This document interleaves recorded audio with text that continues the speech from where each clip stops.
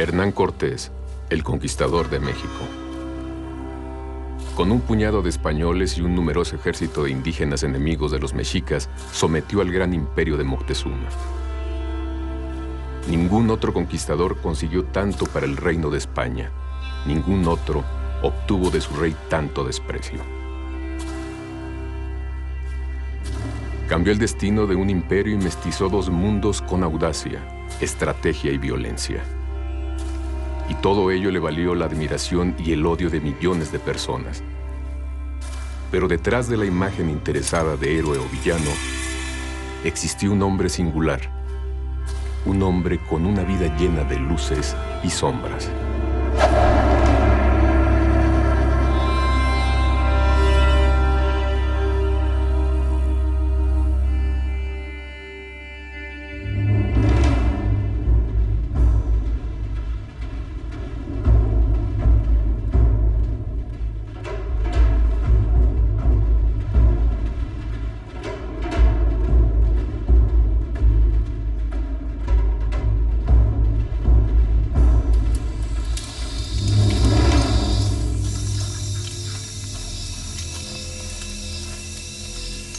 La aventura mexicana de Hernán Cortés comenzó en la isla de Cozumel, frente a la península de Yucatán.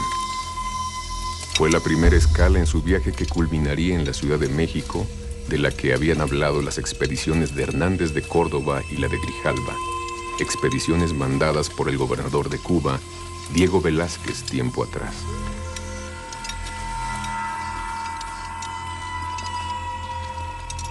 Después de reprender por pillaje a Pedro de Alvarado, su primer capitán, y hacerle devolver lo tomado a los indígenas de la isla, encontraron en el interior de la selva un pequeño templo dedicado a la diosa Ixchel.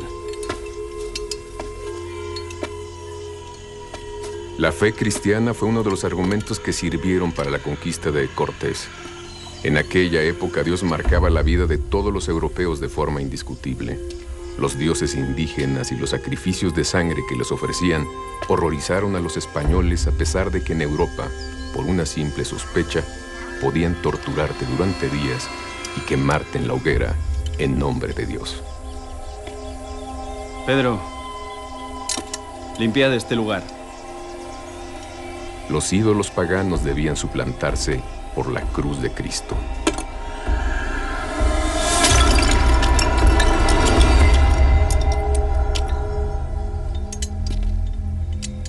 Trae la cruz. Ese ímpetu religioso común a todos los hombres de una Europa que estrenaba el Renacimiento le resultó fácil a Cortés en una isla apenas poblada y sin resistencia indígena, pero se aplacaría poco después, cuando necesitó la alianza con los pueblos locales. El Dios de los españoles exigía librarse de los ídolos paganos. Listo. Vámonos.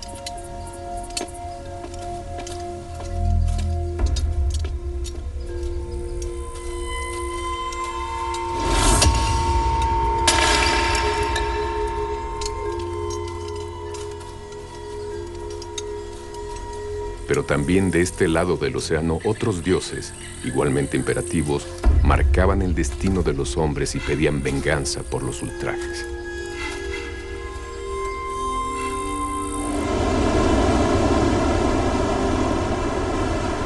La escala en Cozumel tuvo relevancia en la conquista, aunque no precisamente por la disputa entre los dioses de dos mundos.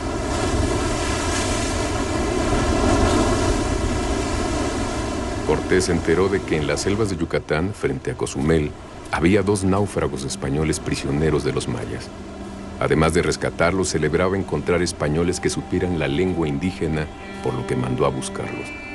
El primero, Gonzalo Guerrero, ya había asimilado la cultura maya y no quiso regresar. Capitán, ¿Qué pasa, Núñez? han traído a uno de los españoles que andaba preso de los mayas. ¿Qué ha sido del otro? El tal Guerrero no ha querido venir. Dicen que ya es maya. Otro traidor. El segundo, Jerónimo de Aguilar, después de 8 años con los mayas, volvió agradecido con sus compatriotas. Jerónimo de Aguilar. Mira a Dios y a España. puede descansar tranquilo. Y su experiencia con los indios nos va a ofrecer una inestimable ayuda. Sentiré muy honrado.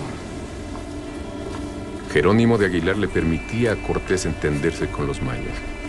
Prieto, tráeme un asiento para nuestra nueva lengua. Y vino. Pero para poder realizar la conquista del Imperio Mexica, otra traductora fue de mayor relevancia, y esta iba a aparecer poco después en la vida del capitán español.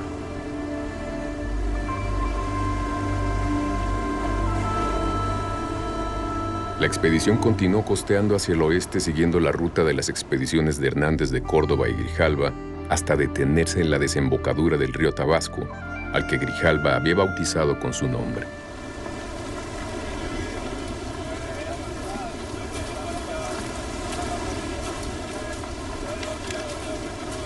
Aguilar. Aquí lucharon contra el jefe indígena Tabascov y sus guerreros en la batalla de Centla, la primera en la que participara un caballo en el continente americano. Creo que va a tener que volver a hacerlo, ¿eh? Y no confío en el fraile para hacer inventarios a partir de hoy. Los españoles ganaron la contienda y se estableció la paz. Y en muestra de buena voluntad, los caciques que querían que los extranjeros se marcharan de sus tierras cuanto antes, trajeron regalos a Cortés.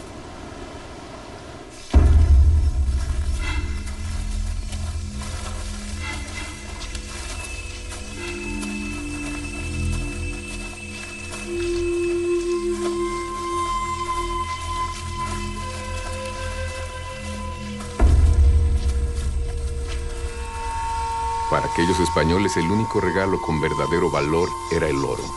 Poco podía imaginar Cortés que una de las indígenas que le llevaban como presente iba a ser una pieza clave en su conquista.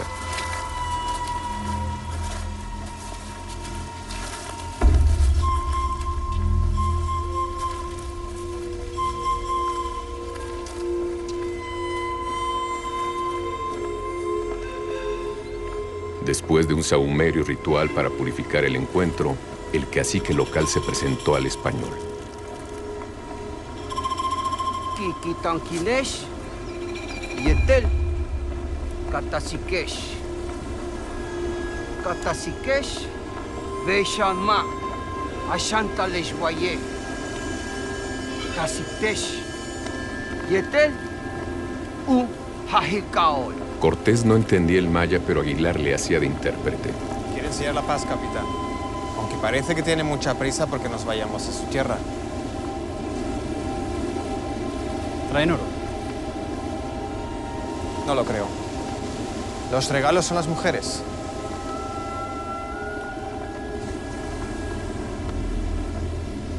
Dile que estamos encantados con los regalos. Pero debemos proceder con rectitud antes de repartir tan hermoso presente. El regalo no podía tener mejor aceptación entre unos hombres que no habían visto mujeres desde su salida de Cuba. Pero de nuevo, la Santa Madre Iglesia exigía su procedimiento. Fraile, hay que salvar el alma de estas indias. Bautícelas antes de repartirlas. Soldado, agua. Que se asigne una mujer a cada uno de mis capitanes y luego se sortea el resto. La esclavitud era algo habitual tanto para los españoles como para los diferentes pueblos indígenas y es determinante para entender la personalidad y las acciones de Malintzin, la esclava que ayudaría a Cortés a conquistar México. Ce que nous savons de façon sûre, c'est qu'elle a été vendue par son beau-père à des marchands pour servir d'esclave du côté du pays maya. Et que c'est là qu'elle va être offerte à Tabasco, à Cortés, après sa victoire sur les indigènes. Yo te bautizo. A pesar de que los datos sobre ella son escasos, confusos y hasta contradictorios, Malintzin debió destacar entre el resto de las esclavas regaladas a los españoles. Y debió de hacerlo más que por su belleza, por su actitud y su carácter. Espíritu Santo, puedes partir.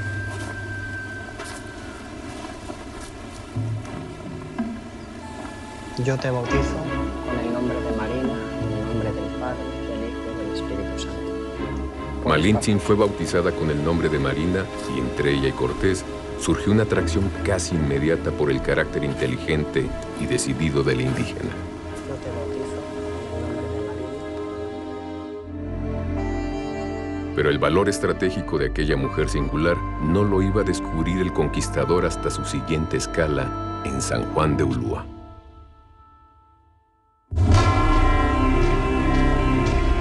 Poco después de llegar a San Juan de Ulúa aparecieron emisarios del gran Tlatoani Moctezuma, el jefe supremo de los aztecas o mexicas.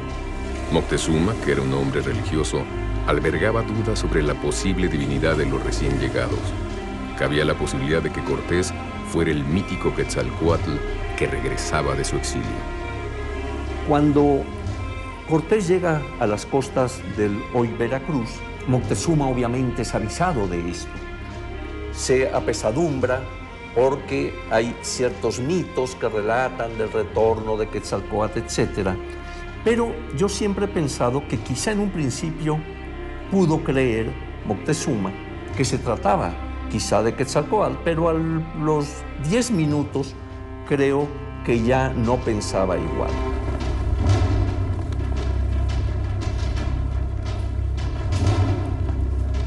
Aunque las dudas probablemente duraron muy poco, los emisarios tenían órdenes de mostrarse solícitos y amigables con los extranjeros. Moctezuma les había encargado una doble misión. En primer lugar, tenían que intentar disuadir a los españoles de su avance hacia Tenochtitlán, ofreciéndoles regalos.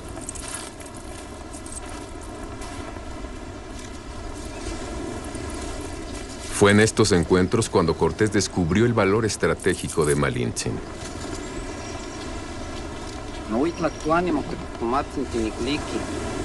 Jerónimo de Aguilar no entendía el idioma de los mexicas.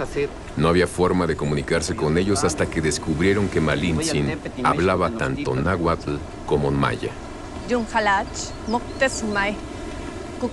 Ahora podían hacer una doble traducción. Malintzin traducía del náhuatl al maya y Aguilar del maya al español.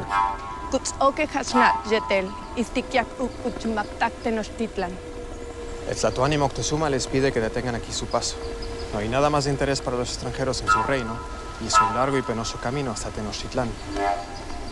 La segunda misión de los emisarios era la de recopilar información sobre los extranjeros, dibujando cuanto les llamara la atención y pudiera ser de interés para el Tlatoani.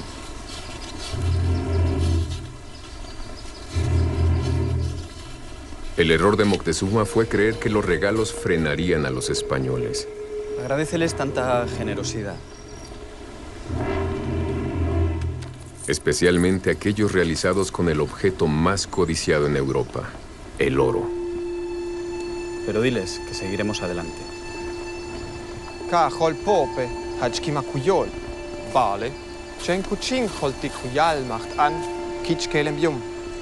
En respuesta al Tlatoani, Cortés le manda un mensaje explicando que los españoles padecen una enfermedad del corazón que solo se cura con el oro. Una forma metafórica de definir la codicia que los llevaría, ahora con total determinación, a Tenochtitlán. Vaya si seguiremos adelante. Lo que sí pienso es que Moctezuma tenía, a los pocos días, tenía una clarísima información de quiénes eran, en el sentido de que eran un conjunto de hombres, y que él, supongo que le va haciendo estas entregas de presentes porque lo que quiere es frenarle en su avance.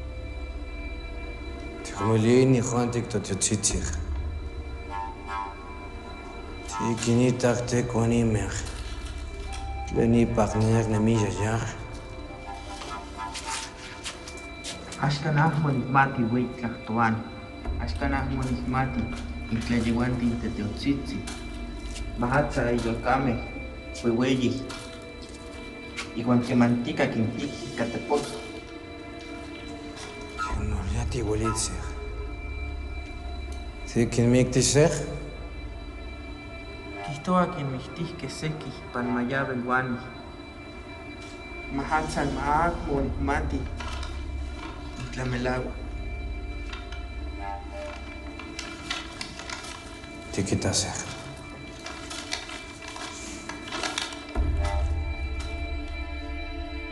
Después de fundar la Villa Rica de la Veracruz, los hombres de Cortés encontraron unos indígenas diferentes a los aztecas. Malintzin averiguó que eran totonacas, un pueblo sometido por los mexicas cuya ciudad principal, Zempoala, estaba muy cerca. El Cortés estratega comprendió de inmediato la oportunidad que se le presentaba y se acercó a la ciudad en busca de posibles aliados. El pueblo totonaco de Zempoala era uno de los muchos sometidos por el imperio azteca y estaba gobernado por el cacique Gordo. Cortés lo visitó muy complacido al enterarse de que en estas tierras había señoríos enemigos unos de otros. Ello no solo facilitaría, sino que haría posibles los planes que ya empezaba a madurar. Los totonacas pagaban elevados impuestos a los mexicas, incluyendo personas destinadas a morir sacrificadas a los dioses aztecas. Nunca más tendrán que pagar tributos. Y si unimos nuestras armas atronadoras y nuestros caballos a sus guerreros, la victoria estará asegurada. La alianza con el cacique Gordo suponía un paso esencial para los planes de conquista de Cortés, y para ello, Malintzin resultó imprescindible. No solo traducía, sino que interpretaba, aportaba y, en definitiva, ayudaba a los españoles y a los indígenas aliados en sus propósitos. Ce qu'on peut détacher des documents, c'est que Doña Marina était une femme éminemment intelligente. Elle a tout de suite compris tout l'intérêt qu'elle avait à suivre les conquistadors. Et non seulement, et c'est ce qui est intéressant, ce que nous savons et ce que disent les documents, c'est que lorsqu'elle traduisait du maya au nahuatl, elle ne donnait jamais une traduction littérale, mais elle donnait une traduction compréhensible pour un espagnol, c'est-à-dire elle l'expliquait, c'est-à-dire qu'elle allait au-delà de la traduction. En fait, elle a été, que l'on le veuille ou non, une des conseillères essentielles de Cortés. Techiclis, Ayoj Canaj, Titlastlahuasej, Quemaj, Intitlanisej, Huanquinoj, Toyaotehuaca, Mech Palinsej, Sentica, Titequitisej. Yanjuntulmat, Ku Antikech, Jumholpo. La alianza está sellada, capitán. Españoles y totonacas habían encontrado aliados para luchar contra los temibles mexicas, un pueblo guerrero que sometía a muchos otros pueblos en su territorio.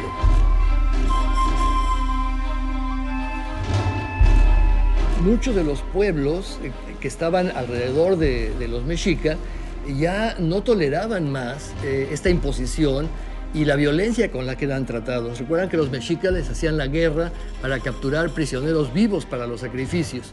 Esto pasó con los tlaxcaltecas, ¿no? O con los zempoaltecas y con muchos de los pueblos que estaban sometidos al mexica. Cortés siente y se da cuenta de que hay animadversión en contra de Moctezuma, que era el enemigo a vencer. Entonces, a partir de ese momento, va a contar con ese apoyo, con ese inicio para que emprenda el camino hacia el centro de México. Ahí también vemos algo muy importante, cómo el sistema tributario que predominaba en Mesoamérica va a ser el que provoque precisamente que los pueblos sometidos a Tenochtitlan vean una especie de esperanza en las huestes españolas. Los aztecas o mexicas eran el pueblo más fuerte. Los pueblos sometidos vieron en los españoles un arma formidable contra sus enemigos, y los españoles encontraron en ellos el ejército que no tenían. La alianza de Zempoala con Hernán Cortés es la primera de una serie de coaliciones que marcan el inicio de la conquista, lograda por Cortés justamente por su asociación con los enemigos de los aztecas. Cortés no logró conquistar México con el apoyo de Carlos V ni del gobernador de Cuba, sino todo lo contrario. La llevó a cabo en contra de las instrucciones expresas de Diego Velázquez, en franco desacato a su superior. Pero él encontraría la manera de darle un tinte de legalidad a sus acciones. Antes de visitar Zempoala, Cortés fundó la Villa Rica de la Veracruz. Lo que parecía un acto intrascendente resultó ser una argucia legal de Cortés. Aunque la nueva población era apenas un campamento, se creó un cabildo o ayuntamiento.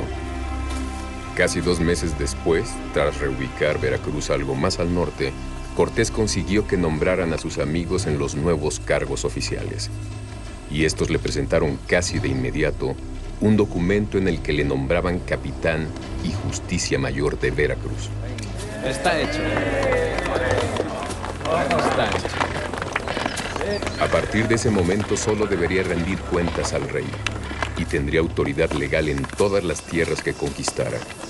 Para tal argucia, le sirvieron los 5 años que pasó como escribano en Santo Domingo y los estudios que realizara en su juventud en Salamanca. Pendant longtemps, on a cru que Cortés avait étudié à Salamanque, à l'université de Salamanque, notamment pour étudier le droit. Il semblerait aujourd'hui qu'en fait, il n'ait jamais fréquenté, on ne trouve pas de traces de Cortés fréquentant l'université de Salamanque. Et d'après le professeur Carmen Martínez, il semblerait qu'en fait, il ait étudié chez un de ses parents qui était notaire et qu'il ait ainsi appris le métier d'escribano et donc effectivement des notions de droit.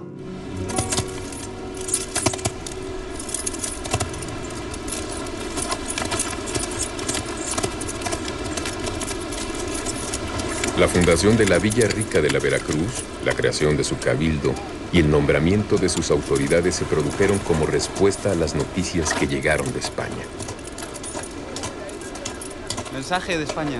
Gracias. El emperador había nombrado adelantado a Diego Velázquez, permitiéndole conquistar y poblar aquellas tierras, algo que hasta entonces solo podía realizar el hijo de Cristóbal Colón. Cortés, mensaje de España.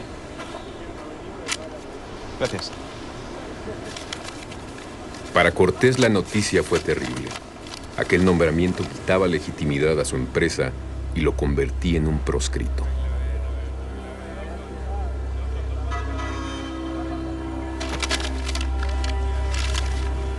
Esta sea.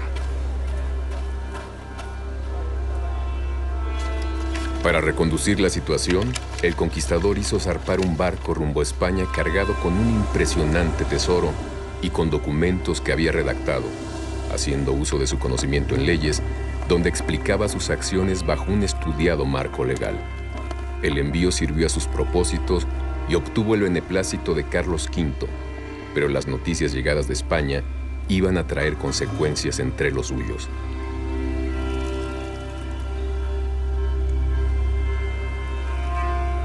Algunos de los hombres que viajaban con Cortés eran fieles a Velázquez y consideraron la creación del cabildo y el nombramiento de Cortés como capitán general y justicia mayor un golpe de Estado.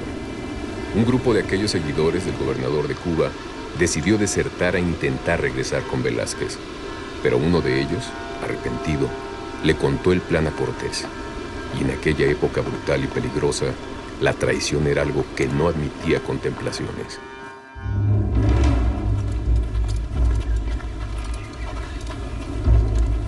Apresados por los hombres de Cortés, el extremeño no tardó en hacerles un juicio sumario.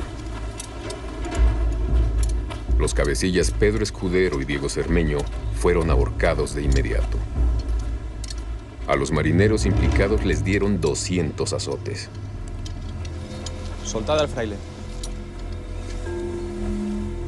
Al clérigo Juan Díaz, quizá por cierto temor religioso, le perdonó la vida en última instancia. Traed al piloto. No. No. No. No. No. Clemencia. No. Y al piloto Gonzalo de Umbría, como castigo ejemplar, mandó cortarle los pies. Clemencia. No. No.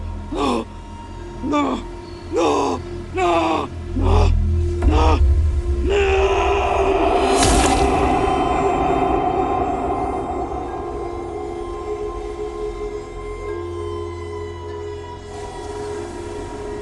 Aquel suceso iba a propiciar uno de los episodios más conocidos de la vida de Hernán Cortés. Antes de emprender el viaje hacia el interior, camino de México-Tenochtitlán, Cortés dejó una fuerte guarnición en Villarrica de la Veracruz y para evitar la tentación de nuevas deserciones, mandó hundir sus barcos.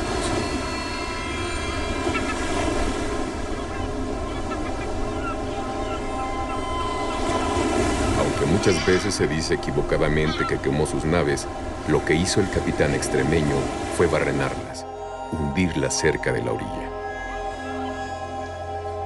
Había llegado el momento de la verdad.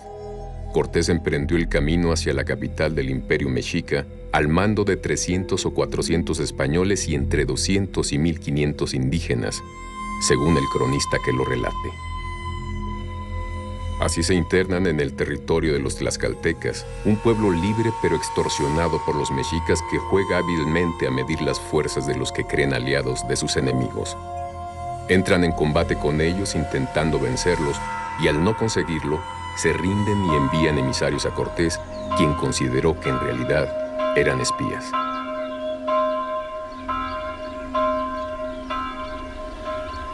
En su trayecto hacia el interior del territorio, Cortés combatió varias veces contra los tlaxcaltecas y los derrotó, enfrentándose al indómito Xicoténcatl el Joven. En uno de sus campamentos, Cortés recibió a 50 enviados del propio Xicoténcatl y sospechando que quisieran en realidad espiarlo, ordenó un brutal castigo. En una carta al rey de España, así le escribe: mandé tomar a todos los 50 y cortarles las manos. Viendo la determinación de Cortés y el poder de las armas de los españoles, los tlaxcaltecas se aliaron con ellos. Ahora podrían liberarse de la tiranía de los mexicas. Siguiendo las indicaciones de los emisarios de Moctezuma, los españoles llegaron, en su camino hacia Tenochtitlán, hasta Cholula, el centro religioso más importante del altiplano.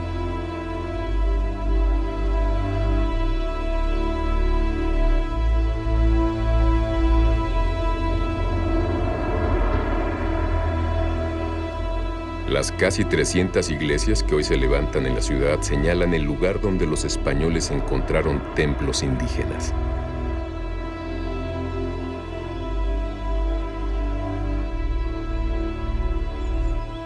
Cholula era un señorío independiente, pero a diferencia de sus enemigos los tlaxcaltecas, los cholultecas eran aliados de Moctezuma y obedecían sus órdenes.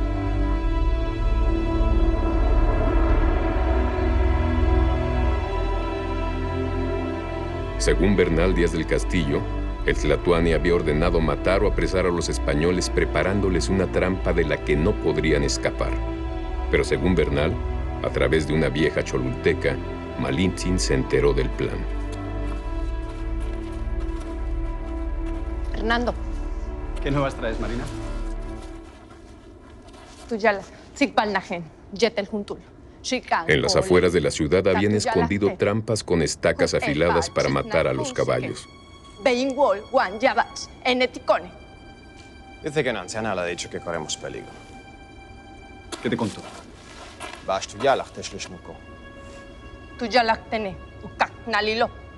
Agrega Bernal que algunas calles estaban tapiadas. En las azoteas habían acumulado piedras y se había ordenado evacuar a mujeres y niños. Parece que las gentes de Cholula nos preparan una emboscada. La anciana le ha dicho que moriríamos todos.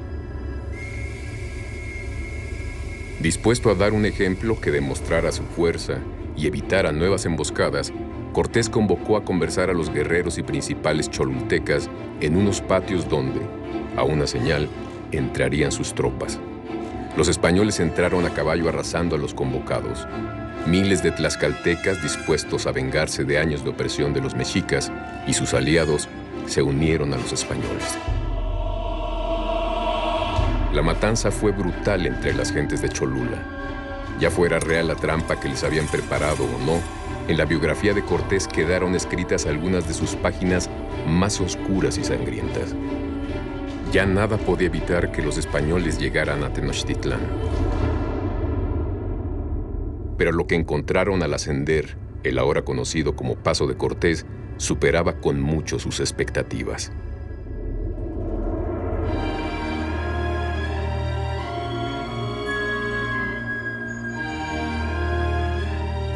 Tenochtitlán, la capital del Imperio Mexica.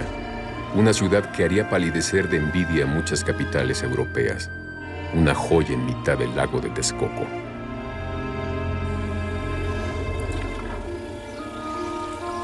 Canales y acueductos permitían el paso de embarcaciones y suministraban agua limpia a hogares y cultivos. Las chinampas, huertas flotantes, suministraban verduras y flores a la ciudad. Cuando Londres contaba con apenas 60,000 habitantes, la gran Tenochtitlán tenía más de 200,000. Grandes pirámides, templos dedicados a los dioses aztecas, despuntaban sobre la superficie plana de la ciudad. A pesar de los sacrificios humanos ofrecidos en sus templos, sus leyes permitían una convivencia justa y en paz. La sociedad mexica estaba perfectamente estructurada y por sus 4 calzadas principales llegaban mercancías de todos los rincones del reino. En el mercado de Tlatelolco, que asombró a los españoles, se comerciaba con todo tipo de mercancías. Los nobles vivían en casas de comodidad y lujo asombroso, con jardines de una belleza extraordinaria. Los españoles la compararon con Sevilla y aún con Roma, incapaces de describir lo que veían. Allí, el 8 de noviembre de 1519, Moctezuma y el que creía emisario de Quetzalcóatl, Hernán Cortés, se encontrarían por fin cara a cara. Son dos mundos que se desconocen por completo y que entran en contacto de una manera muy particular, porque lógicamente aquellos otros pueblos que Moctezuma o los anteriores tlatoanis habían ido conquistando pertenecían, digamos, a su mismo entorno cultural, mientras que en este caso no es así para ninguno de los dos. Aquel encuentro entre dos mundos iba a marcar el inicio de uno de los episodios más trágicos de la historia de México y el final de una cultura y una ciudad extraordinarias.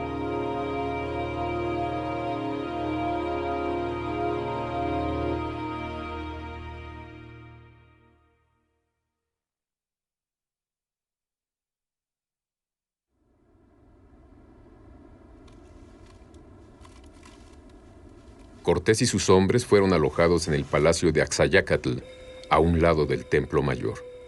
Allí, el carpintero Alonso Yáñez, buscando un lugar para colocar un altar, descubrió una puerta tapiada y tras ella un impresionante tesoro con piezas labradas de oro, mosaicos y plumería.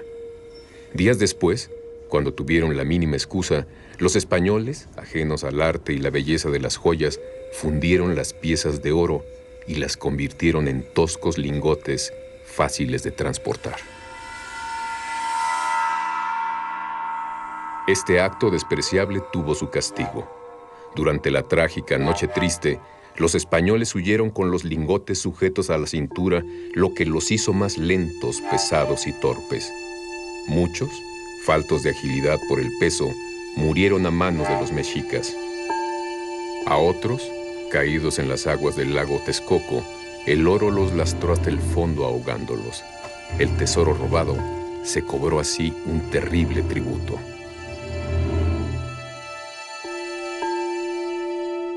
Mientras Cortés disfrutaba de la hospitalidad de Moctezuma, los mexicas atacaron a los españoles en Nautla, en las costas de Veracruz. Aquella acción iba a desencadenar terribles acontecimientos que cambiarían el curso de la historia.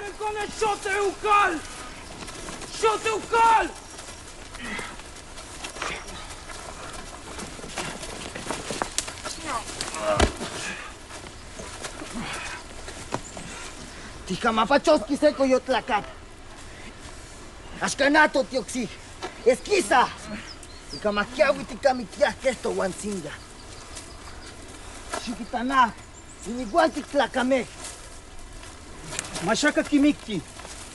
Hueita tuani kineki kites. Tihuicaltic tenochtitla.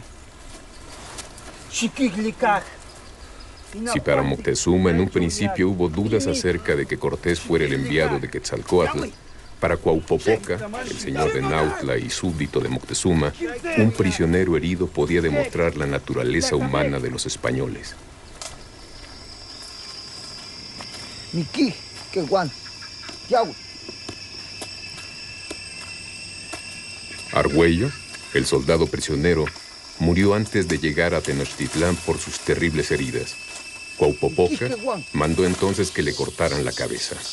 Era la prueba para su Tlatoani de que los españoles eran simples mortales.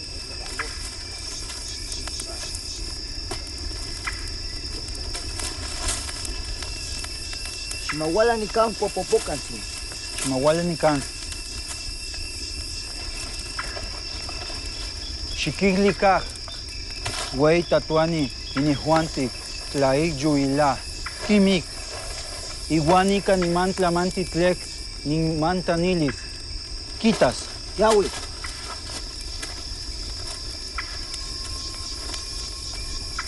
Los indígenas ya habían matado antes a españoles y caballos, pero iba a ser la primera vez que Moctezuma viera uno de sus cadáveres.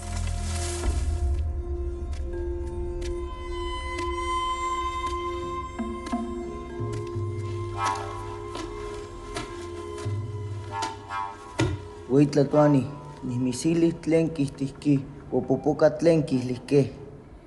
Tlaxquetl, quixtohqui. Cuauhpopoca, misitlanilisqui se tlamanti tlen. Ica, tikmati, cuyo tlacameh nohquia miki. Miki, Huitlatuani. Cuyo tlacameh miki, que guan nochi tlacameh.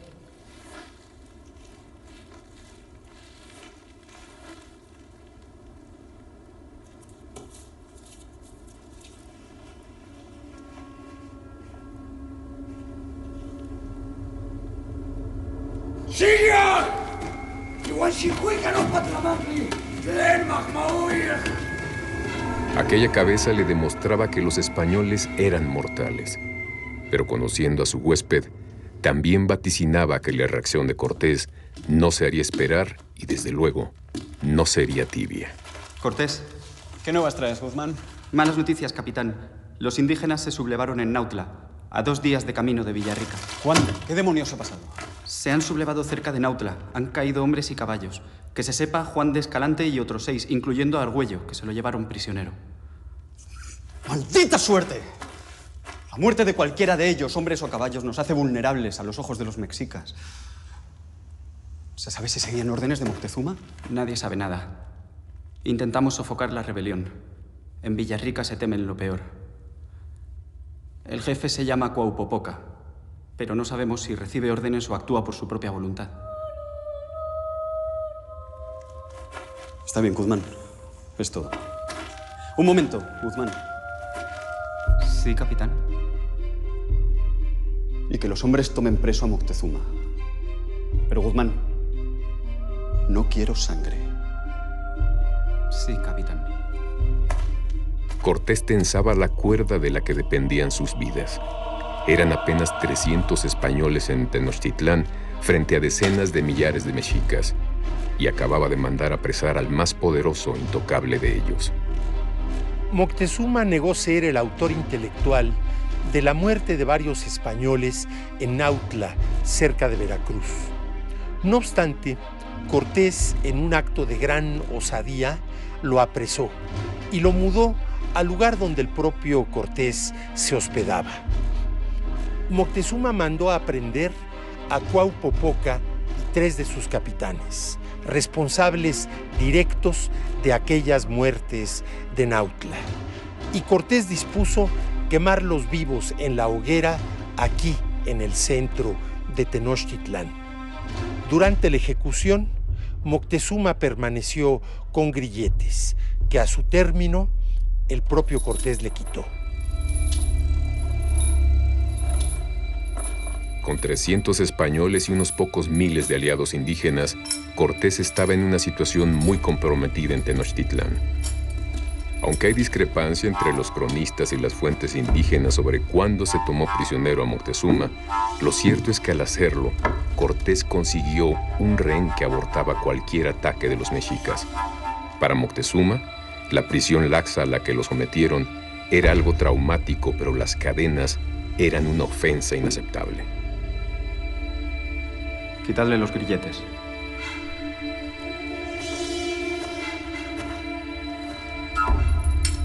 Cortés, viendo el error cometido, le quitó de inmediato los grilletes. Moctezuma seguiría retenido, pero nadie volvería a atacar su dignidad.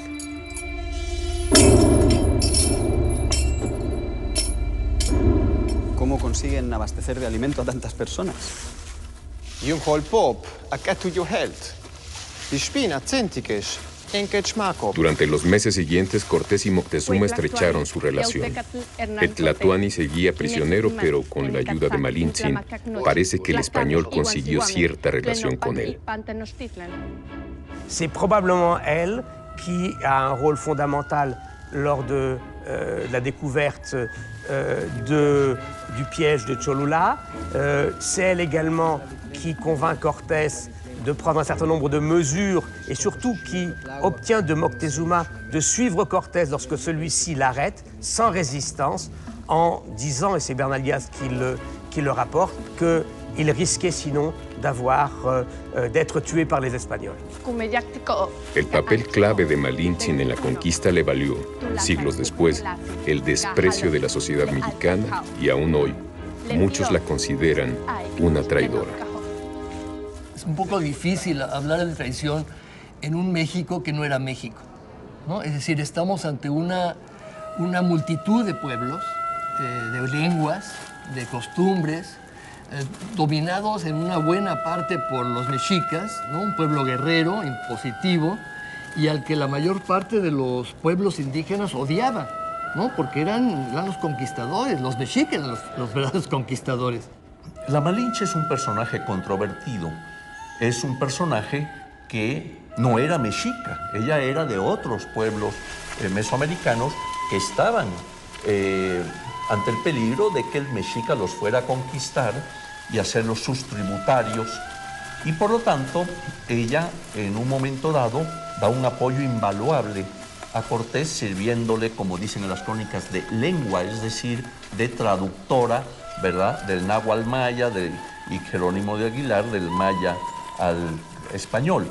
Entonces ella, en realidad, si analizamos al personaje histórico, pues lo que está haciendo es un poco ir contra el posible enemigo que estaba representado en Tenochtitlan.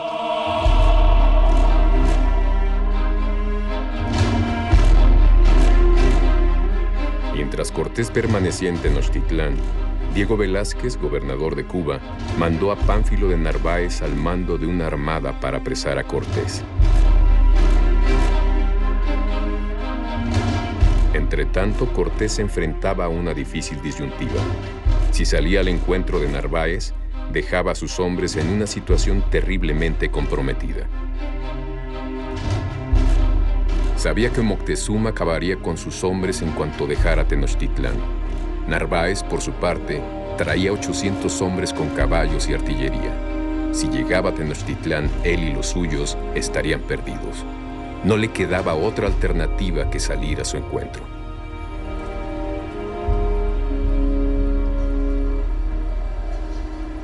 Hernán Cortés, con la audacia que le era propia, tomó por sorpresa a Pánfilo de Narváez en su campamento de Zempoala y lo apresó tras una breve lucha, no obstante que Cortés encabezaba a tropas mucho menores. Los españoles recién llegados se rindieron y la mayoría se unió a Cortés. Pero aunque hubo pocas bajas entre ellos, los hombres de Narváez iban a ser responsables indirectos de la muerte de miles de indígenas. Uno de los hombres que venían con Narváez desde Cuba llegó enfermo de viruela. Ningún arma traída por los españoles resultaría tan destructiva y mortal como aquellas enfermedades infecciosas contra las que los indígenas no tenían defensa inmunitaria alguna.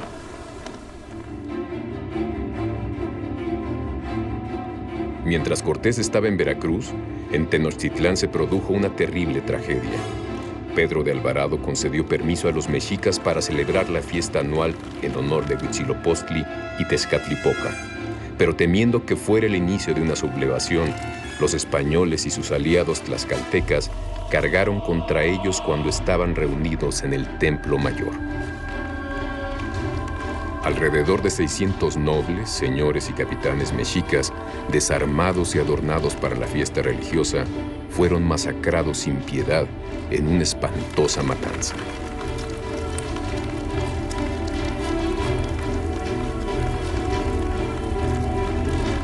Aquella iba a ser la gota que colmaría el aguante de los mexicas.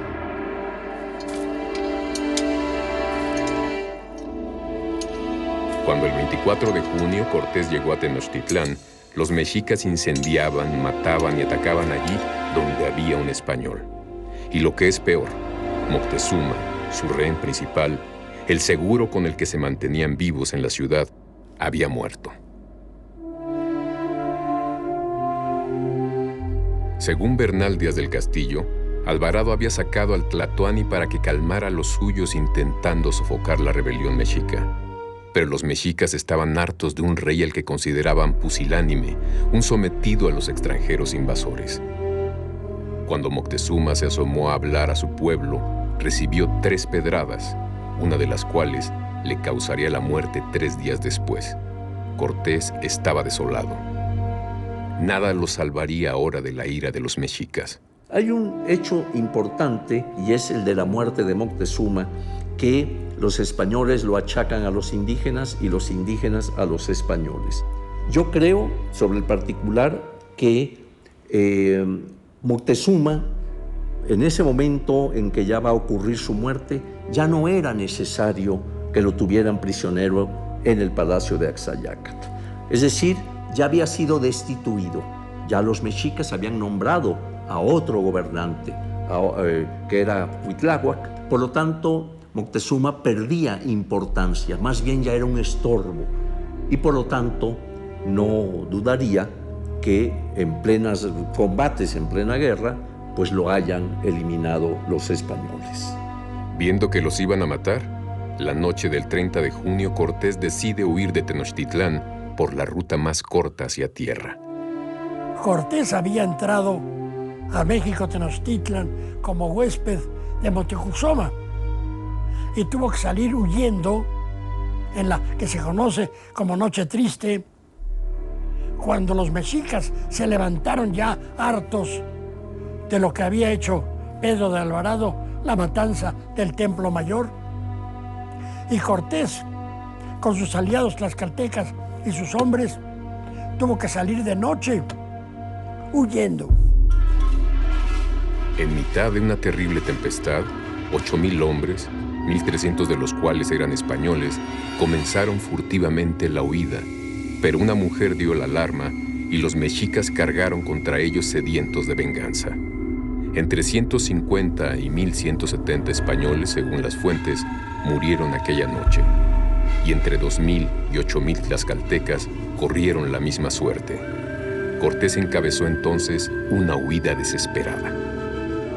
Después él se va hacia Otumba y como estratega, ahí sí logra rehacer sus fuerzas, porque los mexicas lo venían persiguiendo. Y como estratega envía emisarios a Tlaxcala para que le ayuden sus aliados para resistir el ataque de los mexicas. Y para regresar a la Ciudad de México, Cortés, que se había percatado de que era una isla en medio de los lagos, dice: la voy a asediar por tierra y por agua. Y para esto construye los bergantines.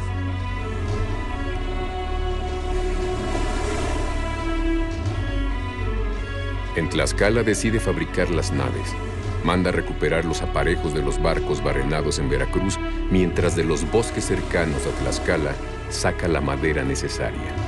Después hace transportar todo el material hasta las orillas del lago de Texcoco y allí monta 13 bergantines. Y así comienza el asedio. Y como capitán hábil, por las 3 calzadas principales, pone a uno de sus capitanes para que asedien la ciudad por tierra, por cada una de las calzadas, y a la vez asedia por agua. Fue muy inteligente ese ataque. Fue un asedio de 3 meses que vio una violencia enorme, unos tratando de defender su ciudad, los otros atacándola y queriendo tomarla, ¿no? Esto va a terminar, por lo menos esa parte armada, el 13 de agosto de 1521 en Tlatelolco, que es el último reducto de defensa militar del mexica. Se luchaba en el lago y en las calzadas de la ciudad con victorias alternativas en uno y otro bando. Pero los asaltantes tenían ventaja. Habían cortado todos los suministros a la ciudad. El asedio duró 3 meses. A los españoles y sus aliados indígenas se alió el hambre en el interior de Tenochtitlán, un arma terrible que mataba sin piedad y debilitaba a los guerreros día a día. En todo proceso de conquista militar e ideológico hay imposición, hay brutalidad, hay, en fin, formas de sometimiento, y la conquista de México no fue ajeno a eso.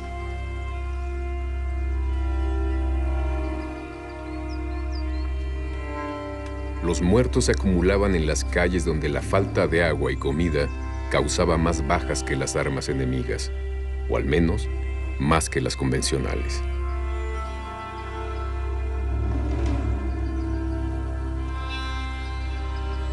Porque un arma invisible ya había diezmado la población mexica antes del asedio a Tenochtitlán, poco después de la Noche Triste. Era un arma despiadada que llegó con uno de los hombres de Pánfilo de Narváez desembarcados en Veracruz. Un arma que diezmaría las poblaciones indígenas en el continente americano, causando un colapso poblacional y contra la que los indígenas no tenían ninguna defensa: la viruela. Incluso Cuitláhuac, el tlatoani sucesor de Moctezuma, sucumbió durante la epidemia que azotó la ciudad entre la Noche Triste y el asedio.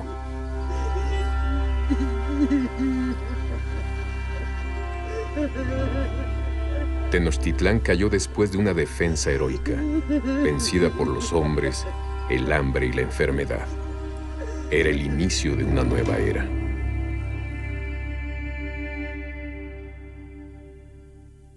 La afirmación de Carlos Fuentes es cierta.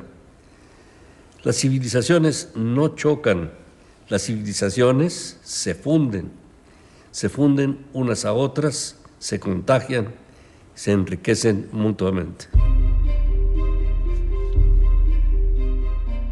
Después de conquistar Tenochtitlán, Cortés continuó con una actividad incesante. Carlos V, impresionado por sus envíos de oro y plata, le nombró gobernador y capitán general de México. Cortés, entretanto, planeaba nuevas expediciones. Le movían intereses políticos, su ambición y un motivo mucho más práctico: tener a sus belicosos e indisciplinados capitanes ocupados. Cortés, después de haber tomado la ciudad de Tenochtitlan, envió capitanes, uno al Golfo, un grupo al Golfo, otro al Pacífico, para ver si había un estrecho que comunicara y permitiera el paso de embarcaciones con rumbo al Asia. Cortés tenía la obsesión de realizar lo que Colón no pudo hacer: llegar al Asia por la ruta del poniente en el hemisferio norte.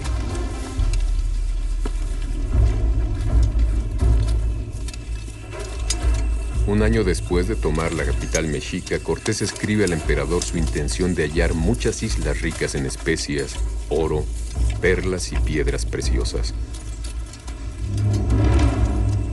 Organiza diferentes expediciones con fines geográficos y comerciales, pero la fortuna que le ha acompañado hasta entonces parece abandonarle, y su orgullo le va a llevar a escribir una de las páginas más oscuras de su historia. Comete el error fatal de hacer esa expedición a las Cibueras, es decir, al rumbo de Honduras, para castigar a un capitán, Cristóbal de Olid, que se le había revelado. Como él se le había revelado a Velázquez, lo mismo. Una expedición absurda, dificilísima e inútil, porque cuando llegó ya había muerto el que se había rebelado contra él. La expedición de castigo a las Cibueras marcó el inicio de la decadencia de Cortés. El traidor Cristóbal de Olid, uno de sus mejores capitanes al que le debía la vida tras salvarle la toma de Tenochtitlán, se le había sublevado. Había que dar ejemplo y hacerlo en persona. Al partir rumbo a Honduras, temió una rebelión en Tenochtitlán por parte de los mexicas, por lo que decidió llevarse al Tlatoani Cuauhtémoc y a sus nobles más importantes.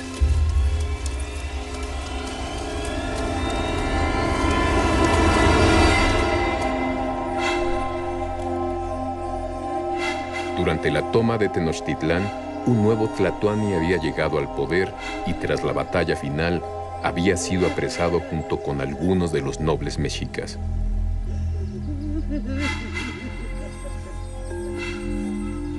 Su antecesor, Cuitláhuac, que había sucedido a Moctezuma tras su caída, murió de viruela en la epidemia desatada tras la Noche Triste. Los mexicas, necesitados de un líder que les condujera en el momento más duro de su historia, nombraron entonces a Cuauhtémoc, primo de Moctezuma, un hombre de honor que no admitía la dominación española. Cuauhtémoc no tenía las dudas de Moctezuma sobre el origen y las intenciones de los españoles. Tras su captura, había sobrevivido a la tortura a la que le habían sometido quemándole los pies en un vano intento de que confesara la ubicación del tesoro mexica. Esta vez, no iba a salir con vida. Cortés temió una rebelión indígena que hubiera acabado con los poquitos españoles que iban en el séquito, y este asesinato de Cuauhtémoc fue uno de los grandes temas para considerar a Cortés como un villano. Bajo la sospecha de que pudiera estar tramando una sublevación y con la intención de sofocar una posible revuelta indígena, Cortés mandó ahorcarlo junto con Tetlepanquetzal, señor de Tacuba.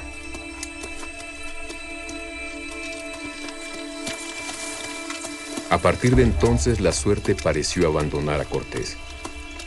Tras su regreso, el rey lo suspende en sus funciones, se le somete a un juicio de residencia y el nuevo gobernador lo destierra de la Ciudad de México.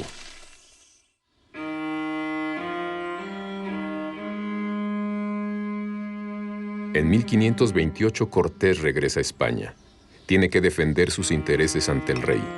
Busca, por encima de todo, ser nombrado virrey de la Nueva España.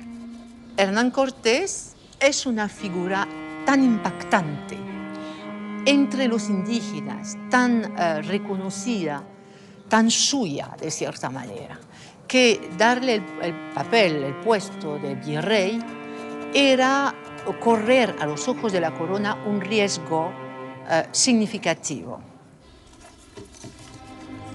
Cortés no ve cumplidos sus deseos. El rey lo recibe 2 veces, le concede el marquesado del Valle de Oaxaca y lo nombra capitán general, autorizándole a descubrir nuevos territorios. Pero su sueño de nobleza, de alcanzar el máximo poder del otro lado del Atlántico, se desvanece. Ese mismo año muere su padre sin que el conquistador haya elevado a lo más alto su apellido.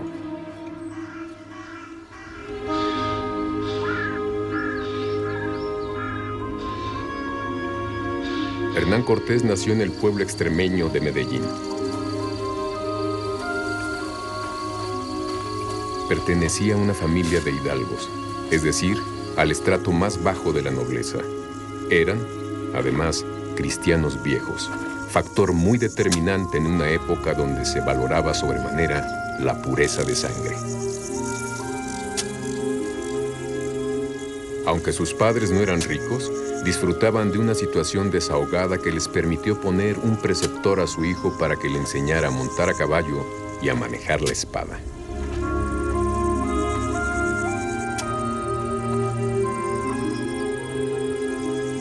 Y el joven Cortés demostró desde el principio estar especialmente dotado para aquellas dos actividades.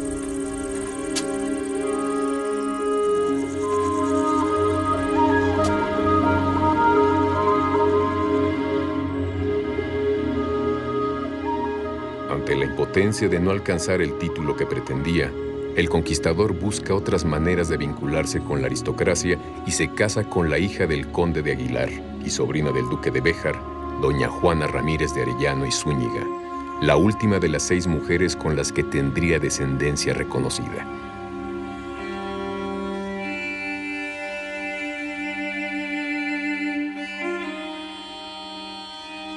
La vida de Cortés estuvo marcada por un insaciable deseo de mujeres. Tuvo relaciones por igual con indias y españolas con las que tuvo un total de 11 hijos reconocidos.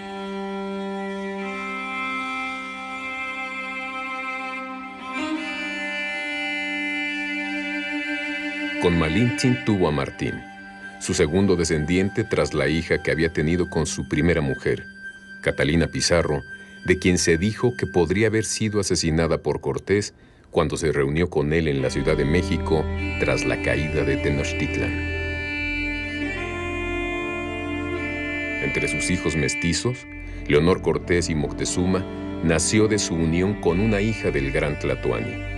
Después tendría otra hija con otra princesa azteca y, por fin, tras casarse con doña Juana de Zúñiga, tuvo 6 hijos más, de los que el tercero, otro Martín, sería su legítimo heredero. En 1530, Cortés regresa a la Nueva España para enterarse de que la reina Isabel le prohíbe entrar en la Ciudad de México. Es el principio de una serie de desgracias que incluyen la muerte de su primer hijo legítimo y la de su madre.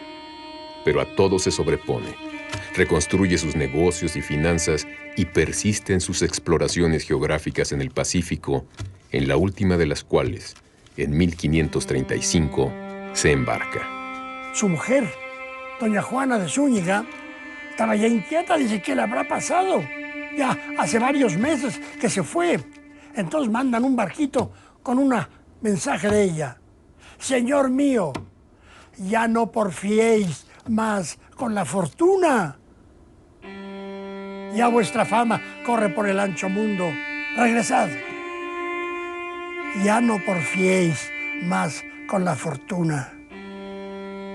Eso fue lo que hizo Hernán Cortés después de la conquista de México.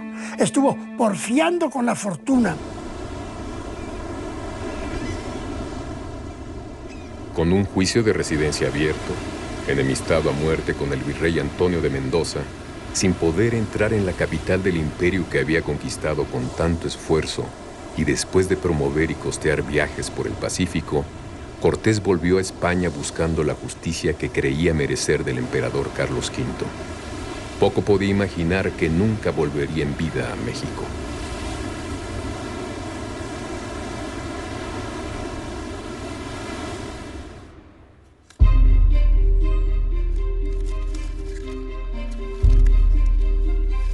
Desde Valladolid, donde se aloja, pide audiencia al emperador sin conseguirla. Incluso se une a la armada del monarca contra los piratas del Mediterráneo para intentar coincidir con él. Pero el monarca no le quiere ver. Los últimos memoriales que escribe Cortés al rey y no recibe respuesta porque Cobos, el ministro del emperador, puso al margen no contestar. Es decir, que hay el deseo de expulsarlo del campo político porque hubiese sido un alter ego, la persona del rey, demasiado potente.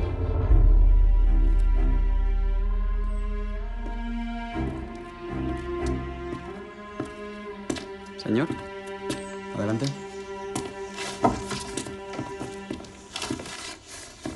Espera un momento. Despreciado por el monarca, recibe entonces una noticia desalentadora. Hasta que no se resuelva su juicio de residencia, no le dejarán volver a México.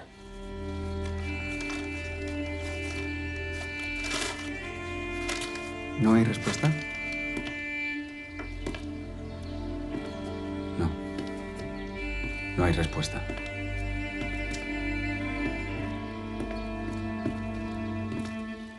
Ningún juez emitió veredicto, y la documentación del juicio de residencia se transfirió al Consejo de Indias, donde cayó en el olvido. Desesperado, abandonado por el rey al que entregó un imperio, Cortés no volvería jamás a la Nueva España.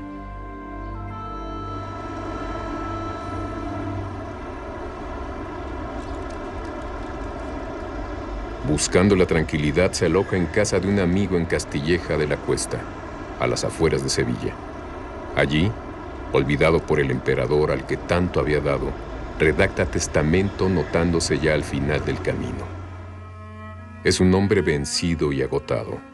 Las heridas y enfermedades de años de batallas y conquistas le pasan factura. Finalmente, un ataque de disentería precipita el final.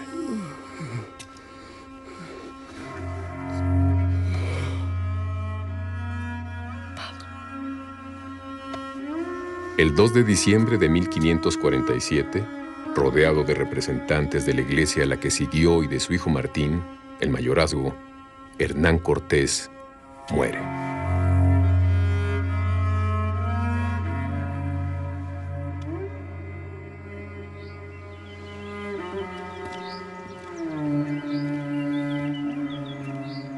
Hernán Cortés, quien mostró una gran habilidad con los indígenas para lograr la conquista de México, murió lejos del favor de Carlos V.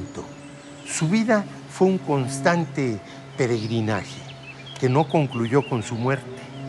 Durante 5 siglos, su cuerpo recorrió 8 tumbas en 4 iglesias de 3 ciudades.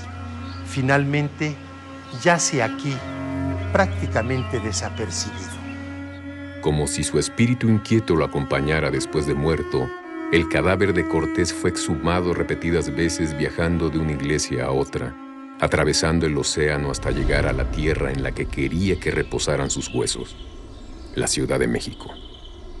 Cuando mi padre, el presidente Miguel Alemán, tomó posesión como presidente, acababan de descubrir un par de semanas antes la tumba de Cortés en el Hospital de Jesús y estaban confirmando su autenticidad en el Instituto Nacional de Antropología e Historia. Los trabajos llevaron medio año más y permitió ello corroborar que eran legítimos los restos. También se conocían algunos detalles muy interesantes de la condición física del conquistador al momento en que murió, al momento de su muerte. Como que ya solo tenía un diente, golpes, etc. Y finalmente se dispuso que los restos se inhumaran. Nuevamente, se escogió el mismo lugar en un muro al lado del altar de la iglesia del Hospital de Jesús, que fue fundado por el propio Cortés en 1524.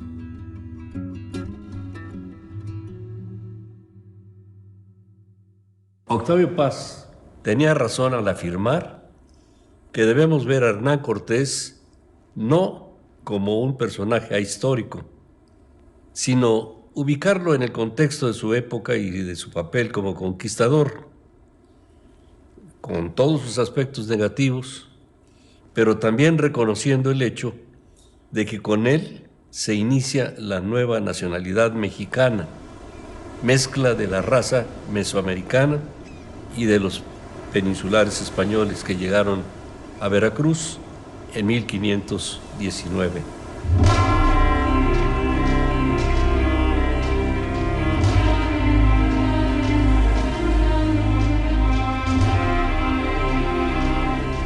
La herencia de este hombre singular se mestizó con la de los indígenas, dando lugar a un nuevo país. Pero su historia pasó de un extremo al opuesto. Mientras se le alabó hasta el absurdo tras la conquista, en los tiempos de la independencia, se utilizó su figura como representación del autoritarismo español, de la potencia europea que sometía a un pueblo mexicano ávido de libertad nacionalista. Y la figura del conquistador fue desdibujándose, convirtiéndose en un símbolo de la opresión.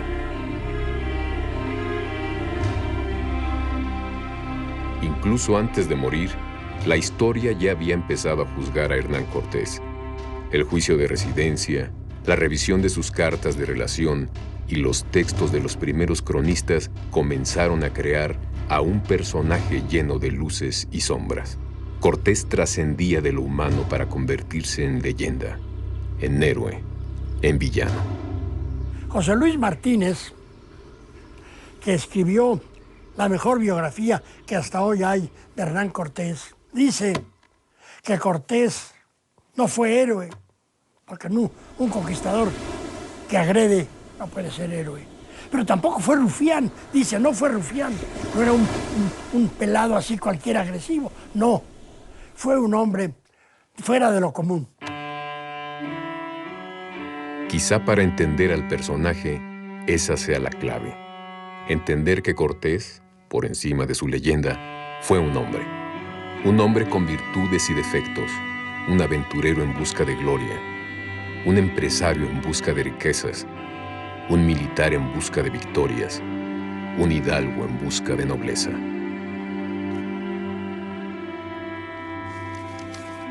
A los mexicanos nos aflige, nos duele esta idea de la conquista. Pero debemos de pensar esto. La historia de la humanidad está hecha de conquistas.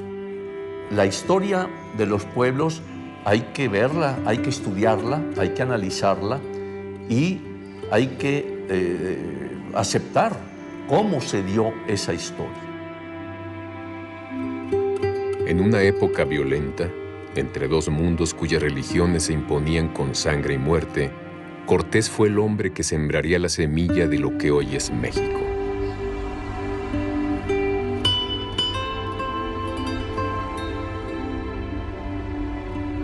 Un México que juzgó al conquistador español en diferentes momentos de su historia, cambiando el papel de héroe libertador a estandarte de una España de la que se quería independizar. En el momento de la conquista y en el momento de la independencia es que la figura de Cortés comienza a tomar tintes distintos, ¿no? En la conquista como un héroe y en la independencia como un villano. Hoy, entrando el siglo XXI, México debe asumir la figura de Cortés como parte inseparable de su herencia, su identidad y su historia. Aujourd'hui, c'est une histoire qui est très marquée idéologiquement, très marquée justement. Pour les Mexicains aujourd'hui, il y a une volonté de revaloriser le passé indien. Le problème, c'est que cette revalorisation du passé indien, du passé aztèque, mexica, etc., s'accompagne aussi pour le citoyen français que je suis lorsqu'il passe dans certaines villes, à Puebla, à Mexico, à Cholula, etc., de voir que les citoyens mexicains, eh bien, dédaignent en fait les indigènes qui sont en train de mendier dans les ruines. Il y a d'un côté une fascination pour un monde qui a disparu, mais en même temps, il y a une volonté de ne pas s'assimiler aux descendants de ce monde disparu, qui sont les Indiens d'aujourd'hui. Para sus apologistas heroico y para sus acusadores detestable, lo cierto es que Hernán Cortés simboliza el inicio del mestizaje mexicano. A 500 años de la conquista, en pleno siglo XXI, y al margen del propio Hernán Cortés, ya deberíamos asumir con orgullo nuestras dos raíces, tanto la indígena como la española.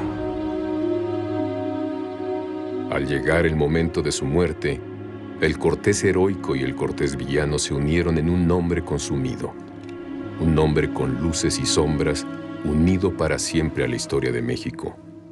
Un hombre, en definitiva, que nunca dejó de soñar con vivir fabulosas aventuras más allá de lo imaginable, porfiando siempre con la fortuna.